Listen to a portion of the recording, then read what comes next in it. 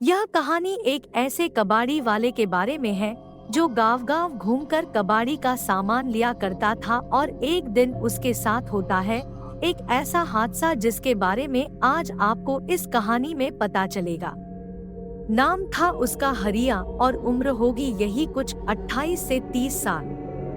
बात भी लगभग आज से 35 से 40 साल पुरानी होगी।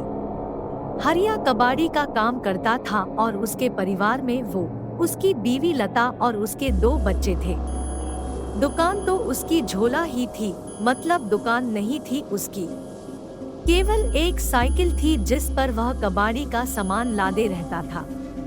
वो तो केवल इस गांव से उस गांव जाकर पुराना सामान खरीदता था और उस सामान को शहर जाकर बेच देता था जिससे उसे कुछ पैसे मिल जाते थे और उसकी आजीविका चलती थी। वो समय ऐसा था कि जब न तो बिजली की व्यवस्था थी और न ही पक्के रास्तों की। इंसानों के द्वारा बनाई गई पगडंडियों से ही लोग आया जाया करते थे। हरिया भी उन्हीं रास्तों का इस्तेमाल करता था एक जगह से दूसरी जगह जाने में। ऐसे ही एक दिन की बात है जब सुबह सुबह ही हरिया दूसरे गांव में भंगार का सामान लेने के लिए निकल गया था। आज उसका दिन अच्छा था और उसको बहुत सारा कबाड़ी का सामान मिला। तो उसने सोचा कि चलो 1-2 गांव और घूम आए तो थोड़ा और सामान मिल जाएगा। यही सब सोचकर वो दूसरे गांव भी चला गया। उसको वहां भी खूब सारा कबाड़े का सामान मिला और ऐसे करते करते उसे शाम हो गई थी। अब वो सोचने लगा कि अरे, आज तो समय का पता ही नहीं चला। मुझे घर पहुंचने में पक्का देर रात होने वाली है। अगर आज मैं यहाँ रुक जाता हूँ तो घर पर सब मेरी चिंता करेंगे। इसलिए मुझे जल्द से जल्द निकल जाना चाहिए। और यह सब सोचकर वो अपने घर की ओर निकल गया। वैसे वो अपने गांव से काफी दूर आ गया था और तकरीबन 3 से 4 घंटे उसके लगने वाले थे अपने गांव तक पहुंचने में। हे भगवान, आज काम के चक्कर में बहुत लेट हो गया हूँ। घर पर लता और बच्चे मेरी राह देख रहे होंगे। मुझे जल्द से जल्द घर पहुंचना चाहिए। उसके घर का रास्ता वैसे तो बहुत लंबा था, पर अगर वो जंगल वाले रास्ते से जाए तो वह जल्दी पहुंच जाएगा। यही सब सोचकर वो जंगल वाले रास्ते की ओर चला गया। रात के कुछ 10 बज रहे होंगे। उसे जंगल से थोड़ी दूरी पर लालटेन और आग की रोशनियां दिखाई दे रही थी तो उसे थोड़ा सुकून मिल रहा था। पर थोड़ा आगे जाने के बाद उसे वो रोशनियां आना भी बंद हो गई। अब हरिया धीरे धीरे आगे बढ़ रहा था, पर उसके सामान की वजह से वो थोड़ा थक भी रहा था तो वो थोड़ा आराम करता और फिर से चलने लगता। धीरे धीरे चलते चलते उसे उस जंगल में से अजीब सी आवाज आने लगी और उसको महसूस हो रहा था कि कोई तो है उस जंगल में उसके अलावा जो इस तरह की आवाजें कर रहा था। उसको एक गंदी सी बदबू भी आने लगी थी। तो उसने सोचा कि शायद यह बदबू खराब पानी की होगी जो यहाँ जमा हुआ होगा और यह अजीब सी आवाज शायद इन सामानों से आ रही होगी।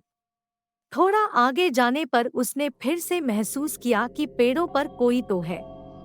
शायद यह कोई पक्षी हो। पर फिर उसने देखा कि वो जो कोई भी था वो एक पेड़ से कूदकर दूसरे पेड़ पर जा रहा था और थोड़ी सी चांद की रोशनी में उसने देखा कि वो एक बड़े बालों वाली एक बूढ़ी औरत थी जो कि इधर से उधर कूद रही थी। मैं आराम ही कर रहा था कि तभी मैंने अपने पीछे किसी की सांसों की आवाज सुनी। ऐसा लग रहा था जैसे वहां मेरे अलावा कोई और भी है।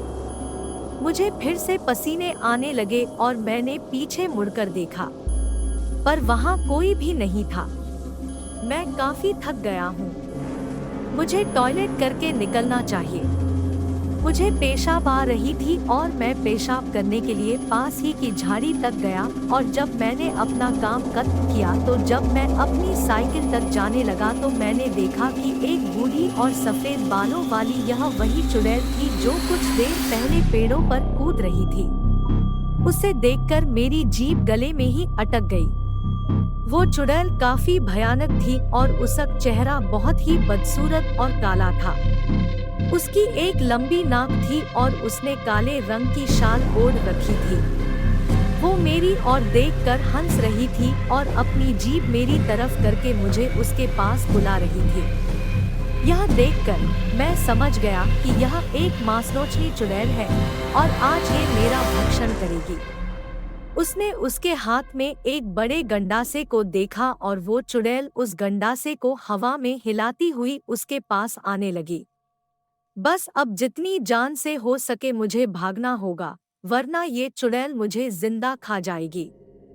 और यह सोचकर हरिया तेजी से अपने गांव की ओर भागा और वो चुड़ैल भी उसके पीछे तेजी से भागने लगी।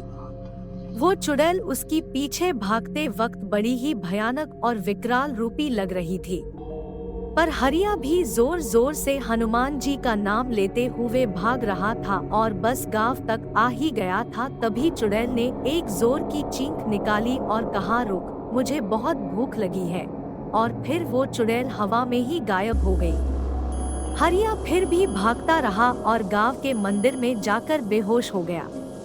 फिर अगले दिन जब उसको होश आया तो सभी ने उससे पूछा कि क्या हुआ हरिया, तेरी ऐसी हालत और तू यहाँ क्यों सो रहा है?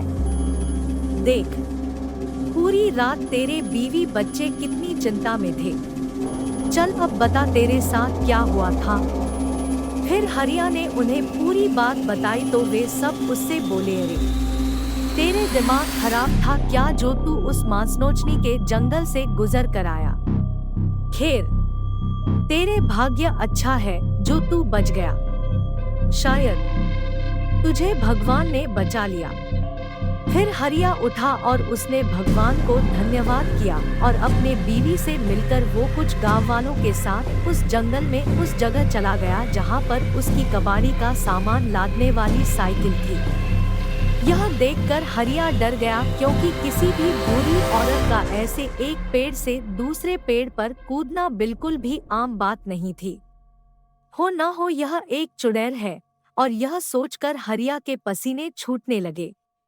पर हरिया ने अपने डर पर काबू पाया और उसने सोचा कि तेज तेज गाड़ी चलाता हूँ और जल्दी से यहाँ से निकलता हूँ ताकि इससे जान बचे।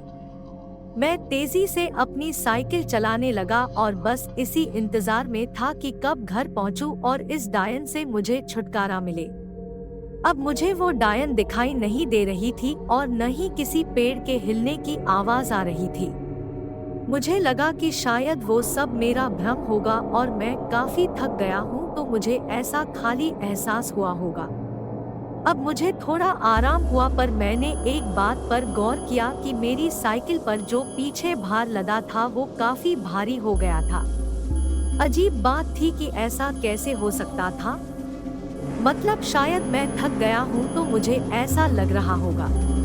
तो मैंने थोड़ा रुक गया और मैंने आराम करने का सोचा। उन लोगों ने वहां जाकर देखा कि उसकी साइकिल के टुकड़े और कबाड़ी का सामान यहाँ वहाँ पड़ा हुआ था। यह उस चुड़ैल का ही काम था। हरिया उस दिन बच गया और फिर उसने गांठ बांध ली कि अब वो इस जंगल में कभी नहीं आएगा।